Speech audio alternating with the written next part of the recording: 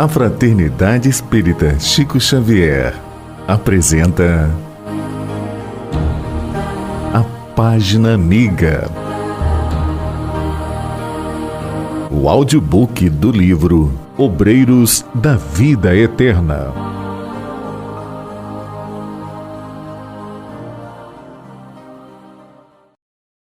Primeira parte, capítulo 5, Irmão Gotuso. Apresentado ao irmão Gotuso, espontânea satisfação felicitou meu espírito. Imediatamente reconheci que vigorosos laços de simpatia nos arrastavam um para o outro. Nele, as afinidades com o serviço da esfera carnal eram ainda sobremaneira fortes. A conversação, gestos e pareceres denunciavam-lhe a condição. Impregnado de intensas lembranças da vida física, a que se sentia imantado por incoercível atração, não subira, por enquanto, nos nossos círculos de trabalho mais elevado, contando apenas alguns anos de consciência desperta após acordar na existência real. De início, ofereceu-me elementos para sumariar-lhe a posição. Desencarnara antes de mim, peregrinara muito tempo através de sendas purgatoriais e, embora houvesse demorado vários anos semi-inconsciente entre sombras e luzes, apresentava-se em dia com todos os conhecimentos de medicina propriamente humanos. Sempre supus, confiou-me, bem-humorado, quando nos vimos a sós, que após a morte do corpo, nada mais teríamos a fazer além de cantar beatificamente no céu ou ranger dentes no inferno, mas a situação é extremamente diversa.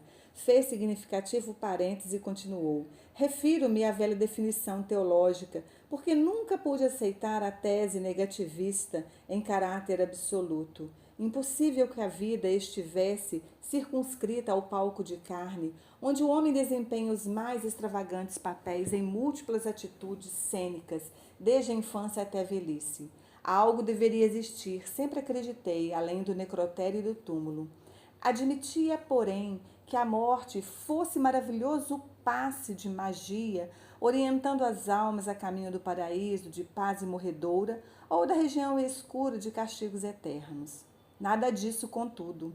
Encontrei a vida em si mesma, com o mesmo sabor de beleza, intensificação e mistério divino. Transferimos-nos de residência pura e simplesmente, e tanto trazemos para cá indisposições e doença, como as investigações e processos de curar. Os enfermos e os médicos são aqui em maior número. O corpo astral é organização viva, tão viva quanto o aparelho fisiológico em que vivíamos no plano carnal. Porque percebesse talvez, em meus olhos, a silenciosa notícia de que em círculos mais altos haveria novidades referentes ao assunto, acrescentou: pelo menos em nosso plano a situação é análoga. E continuou sorridente. Ensinavam-nos, na crosta planetária, que o homem é simples gênero de ordem dos primatas, com estrutura anatômica dos mamíferos superiores, com postura vertical, dimensões consideráveis de crânio e linguagem articulada. Referiam-se os catedráticos aos homens fósseis e pré-históricos, colando afirmativas dogmáticas da ciência oficial em nossa cabeça, como se dependuram cartazes no teto dos bondes. Explicava-nos a religião, por sua vez, que o ser humano é alma criada por Deus no instante da concepção materna e que com a morte regressa ao seio divino para definitivo julgamento, em todas as eternidades, na hipótese de o paciente não ser obrigado a determinadas demoras nas estações desagradáveis do purgatório.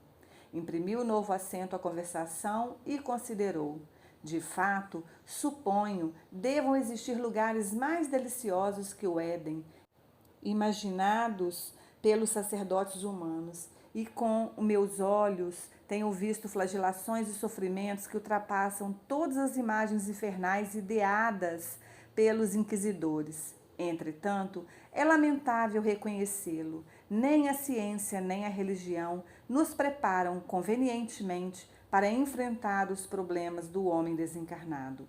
Fizera-se entre nós intervalo mais longo, relanceando o olhar pelo gabinete amplo. Reparei o cuidado de Gotuso na zona de sua especialidade. Mapas variados do corpo humano desdobravam-se nas paredes como se fossem preciosos adornos.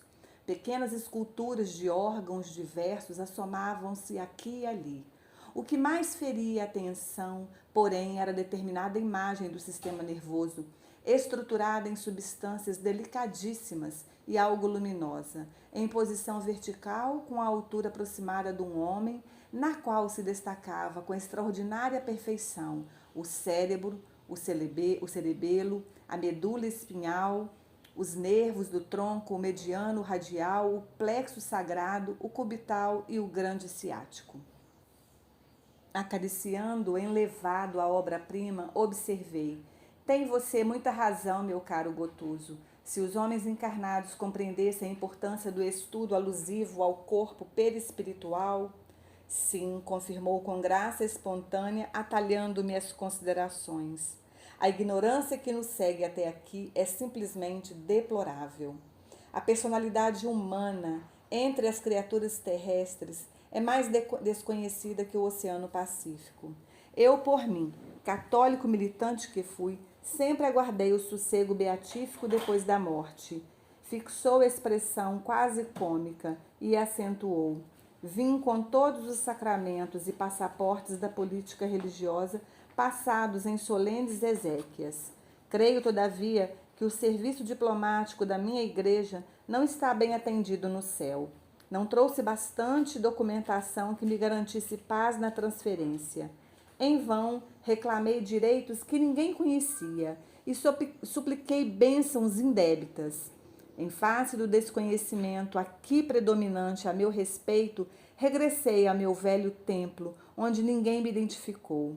Desesperado então, mergulhei-me por longos anos em dolorosa cegueira espiritual e, francamente, rememorando fatos, rio-me ainda hoje da confiança ingênua com que cerrei os olhos no lar pela última vez.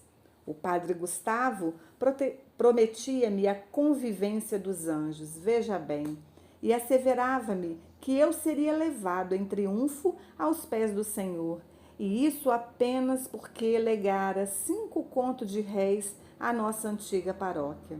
Meus familiares acompanhavam em pranto o nosso diálogo final, em que minha palavra sufocada comparecia em monossílabos, de longe em longe, na extrema hora do corpo. No entanto, se era quase impossível para mim o comentário inteligente da situação, o pároco falava por nós ambos, explanando a felicidade que me caberia no reino de Deus. Médico de curta jornada, mas de intensa observação, a moléstia não me enganou, mas inexperientemente, nos assuntos da alma, confundiram-me plenamente as promessas religiosas. Penetrando o portão do sepulcro e não me sentindo na corte dos santos, voltei, copiando perigosas atitudes dos sonâmbulos, para interpelar o sacerdote que me encomendara o cadáver às estações celestes. Incompreendido e cego, peregrinei por muito tempo entre a aflição e a demência, nas criações mentais enganadoras que trouxera do mundo físico. Certamente, porém, observei, em face da parada mais longa que se fizera, não lhe faltaram bons amigos. De fato, concordou, entretanto, gastei anos para tornar ao equilíbrio indispensável, condição única em que podemos compreender-lhe o auxílio e recebê-lo. Deve, pois, sentir-se feliz agora. Sem dúvida, comentou Gotuso, humorístico. Reajusto-me com a tranquilidade possível. A maior surpresa para mim, presentemente, é a passagem de serviço que a vida espiritual nos descortina. Tenho hoje profundíssima compaixão de todos os homens e mulheres encarnados que desejam insistentemente a morte física e procuram-na de vários modos, utilizando recursos indiretos e imperceptíveis aos demais, quando lhes faltam disposições para o ato espetacular do suicídio. Aguardam-nos atividades e problemas tão complexos de trabalho que mais venturosa lhe seria a existência totalmente desprovida de encanto, com pesadas disciplinas a lhes inibirem as divagações. Recordando a posição laboriosa da dirigente da casa em virtude das observações ouvidas, considerei: o volume de nossas tarefas assombraria qualquer homem comum e cumpre-nos reconhecer que a necessidade de sacrifício nos serviços desta instituição é enorme. Ainda agora espantou-me a cota de deveres atribuídos à diretora.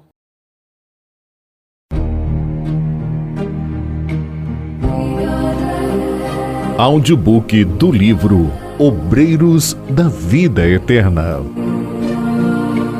Narrativa: Cristina Albuquerque.